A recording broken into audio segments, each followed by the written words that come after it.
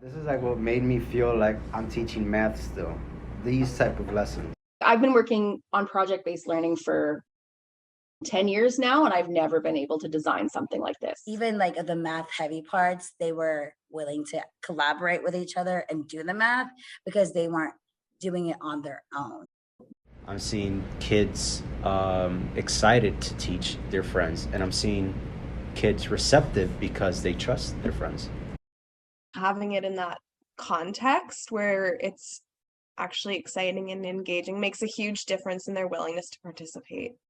They come to me if they're stuck, but I'll walk up to a group now and they will be working through the questions and I haven't even talked to them yet. And so that's really nice that they are finally starting to figure out how to do it independently, how to ask each other for help, and not panic.